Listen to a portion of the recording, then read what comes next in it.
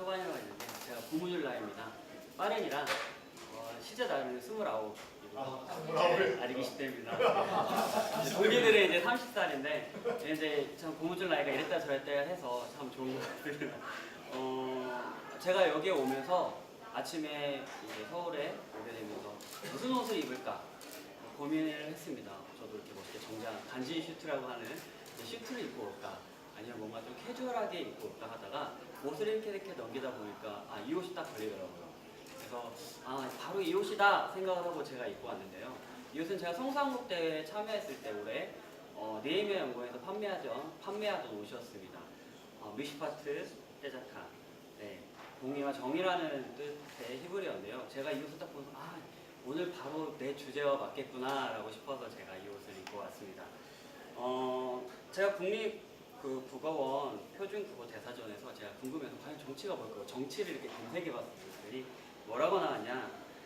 정치란 나라를 다스리는 일, 국가의 권력을 획득하고 유지하며 행사하는 활동으로 국민들이 인간다운 삶을 영위하게 하고 상호간의 이해를 조정하며 사회 질서를 바로잡는 땅의 역할을 한다 라고 나와 있더라고요. 그러면서 제가 이 정치라는 이 사전적 정의를 통해서 희년 정신이 바로 가장 빨리 실현되어야 되고 빨리 들어가야 될 곳이 정치다 라고 생각을 했습니다. 그래서 제가 청년의 시절 지금 이제 보내고 있지만 청년의 때 그렇다면 희년 정치에 대해서 우리가 어떻게 바라봐야 될까 많은 이제 고민을 하게 됐는데요. 저도 그냥 인터넷에 이제 검색하면서 많이 듣더니 20대, 30대가 투표율이 너무 적다. 맨날 투표만 하면은 놀러 간다. 이런 말씀들이 너무 많아서 진짜 그런가 하고 투표를 봤는데 적더라고요. 네. 다른 나이에 비해서 투표율이 평균치 이하였던 것 같습니다. 제가 봤습니다. 평균 투표율이 19대 국회의원 선거 투표율에서 54.2%였는데 20대 전반 투표율이 45.4%, 후반이 37.9%였고요. 30대들 해봤자 41.8% 정도 나왔던 것 같습니다. 그리고 어떻게 보면 가장 중요한 대통령 선거 때를 제가 봤는데 투표율이 75.6%가 이제 평균 투표율이었는데요. 20대, 30대 투표율을 보니까 68.5%, 또 70% 평균 이하 나왔고 40대는 이제 점점 60대는 80.9%가 나왔습니다. 점점 나이가 들어질수록 투표율이 높아지고 이제 20대 초반은 군인들이 많아서 아마 부재자 투표를 했기 때문에 의무적으로 아마 투표율이 높을 것이라 생각을 했는데요. 그렇다면 저는 이제 익산에서 살고 있고 또 익산에서 이제 사역을 하고 있고 또 제가 청소년 지도사로서 청소년들을 만나고 있습니다. 청소년들의 생각은 어떨까? 제가 작년 4월달에 세월호 1주기를 맞이하면서 제가 청소년들 1000명을 대상으로 설문조사를 했었습니다. 어떤 설문조사를 했냐면 고등학생 1096명을 대상으로 설문조사를 했는데 사회 참여 활동을 해본 경험이 있는가에 대해서 조사를 했었는데요. 고등학생 529명, 48.3%가 해본 적이 없다라고 이제 설문조사를 해줬습니다. 그래서 왜 해본 적이 없냐라고 물어봤더니 저는 이게 가장 우선순위였을까 생각했는데 시간적인 여유 부족이 166명, 31.4%가 응답했고요. 1위가 참여 활동을 해도 별 성과가 없었다 라는 게 고등학생들이 뽑은 1순위였습니다. 시간적 여유가 1등이 아니었고요. 내가 사회적 참여를 한다고 해서 이 세상이 변하지 않을 것 같다라고 느꼈기 때문에 사회 참여를 하지 않은 고등학생들이 퍼센테이지가 높았다는 겁니다. 그 다음에 그 뒤를 이었던 응답이 27.4%, 145명이 응답했는데요. 참여 방법을 모른다 라는 것이었습니다. 이게 단순히 지금 고등학생 이야기지만 이 고등학생들이 청년이 되었을 때 동일하다고 생각을 했습니다.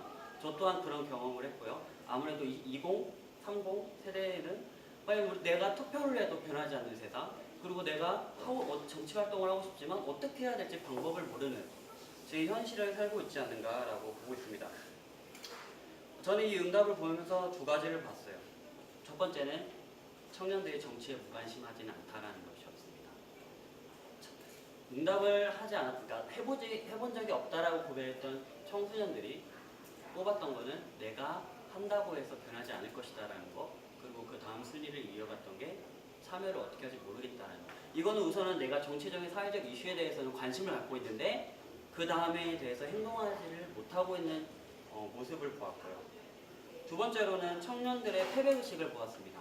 지금 이제 많이 다 발관 세대도 나오고 뭐 7포, 5포, 이제 뭐 9포까지 나온다고 하는데 지금 점점 포기가 그냥 당연시 되어지고 포기를 할 수밖에 없는 그런 청년들 세대에서 어떻게 보면 정치에서 직접적으로 할 수 있는 투표의 권리마저 내려놓고 포기해버리는 청년들이 생기고 있지는 않은가라는 것을 보았습니다. 아까 전에 이제 밝혀주신 분들이 계셨지만 제가 마이클 샌들을 본 적이 있었습니다. 제가 전국대 이제 철학을 공부를 했었는데 05년도에 06년도였나요?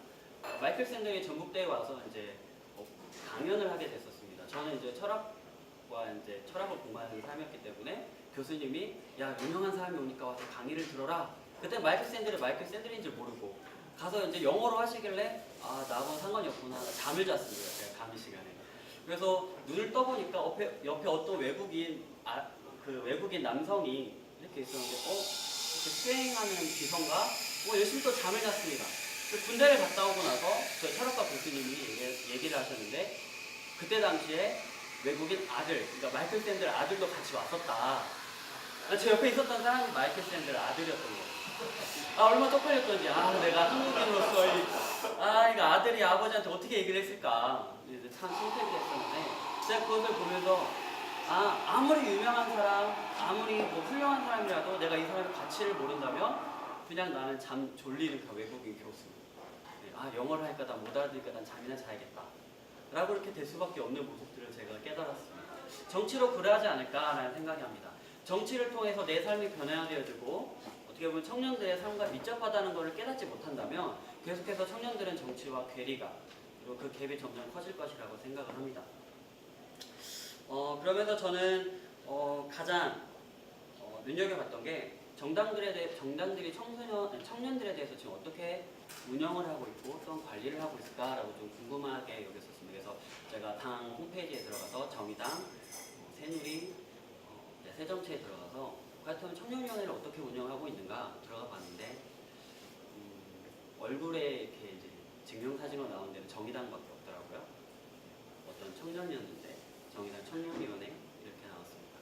분명 그 모든 정당에도 다 청년위원회가 있었고 청년국이 있었고 이제 관리는 다 하고 있었다는 거죠.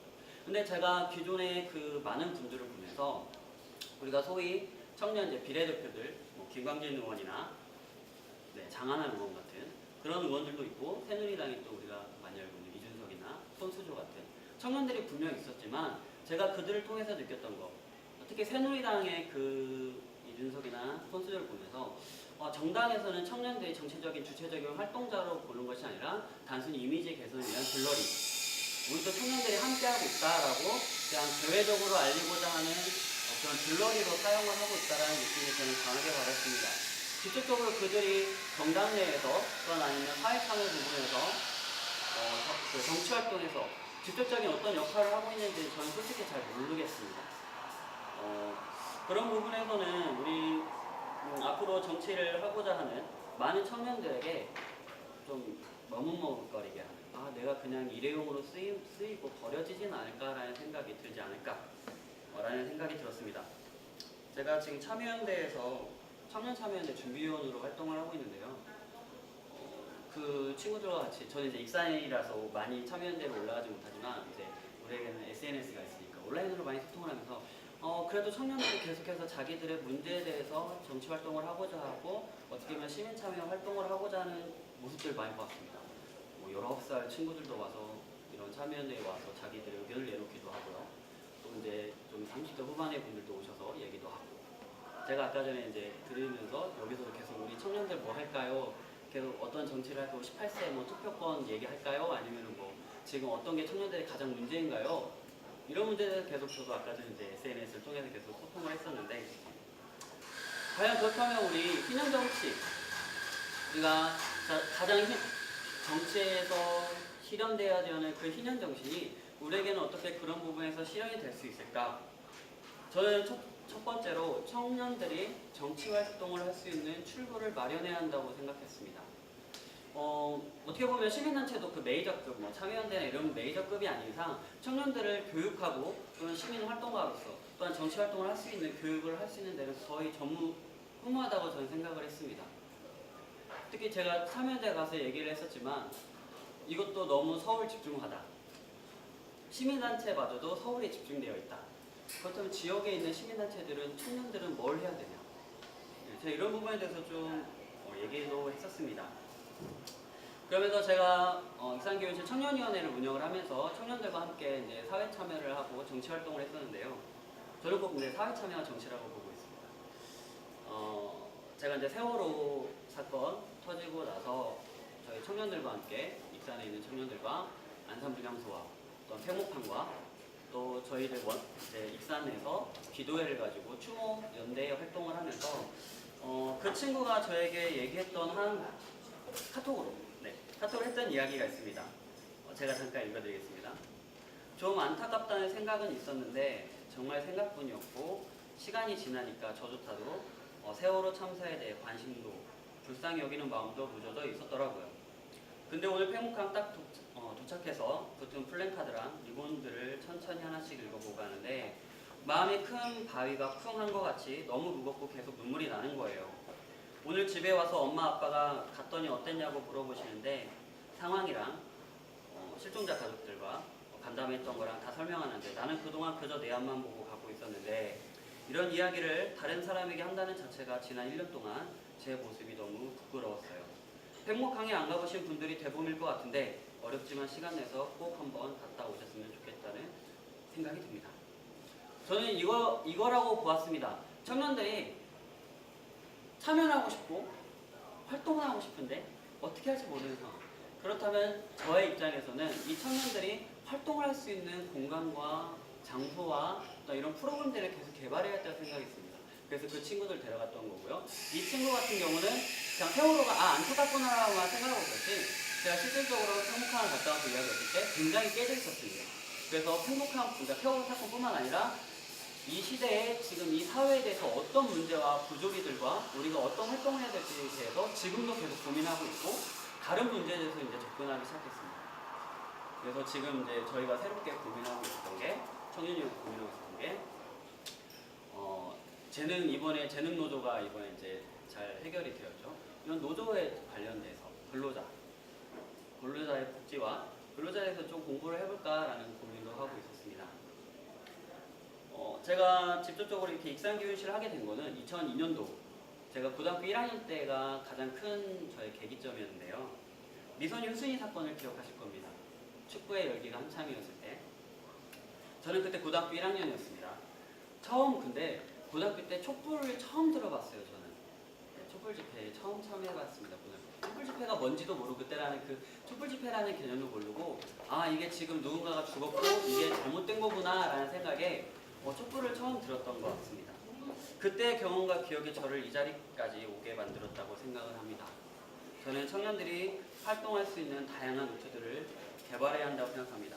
반값 등록금도 있었고요. 작년 같은 올해 안녕하십니까 대자보 열풍도 있었고요. 청년들이 자기 스스로 어떻게 탈출구를 마련할 수 없으니까 대자보를 통해서 정치활동, 대자보를 글을 통해서 계속해서 활동하는 모습을 보면서 자신의 삶에 밀접한 부분들로부터 광우병까지 포함해서 또한 어떻게 보면은 나하고 좀 삶의 거리가 먼 밀양 통전탑, 당전 해군기지, 세월호 사건처럼 그런 멀리 느껴지는 것들까지 사실은 모두가 다 내 삶에 밀접하다는 것을 깨닫게 한다면 충분히 청년들이 정치적 활동을 할 수 있을 거라 생각합니다. 군산에도 지금 저희 익산 옆에는 군산도 지금 송전탑이 세워지고 있어서 굉장히 논란이 되고 있죠. 오늘 제가 뉴스를 봤더니 그 기장처 목사님들이 총회에 참석했을 때 경찰들이 그 컨테이너 박스를 철수했다고, 기습적으로 철수했다라는 제가 뉴스를 보면서 좀 마음이 한편이 좀 쓰렸습니다. 물꼬를 터주게 된다면 저는 자연스럽게 활발한 청년들의 정치 참여가 될 것이라 생각합니다.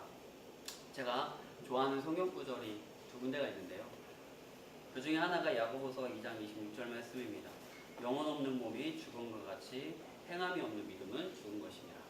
청년의 때 청년 스스로가 너희들이 해봐라라고 말해줄 수 있지만 저도 청년이잖아요.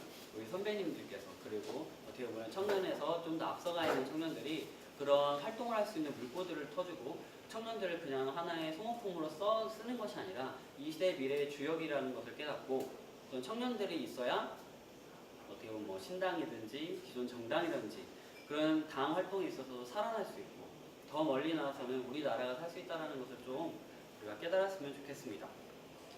뭐 아까 전에 말씀드린 영혼 없는 몸이 죽은 것 같이 행함이 없는 믿음은 죽은 것입니다. 우리 청년들이 이렇게 실천할 수 있는 또 행동할 수 있는 청년들이 될 거라 믿습니다. 네, 감사합니다.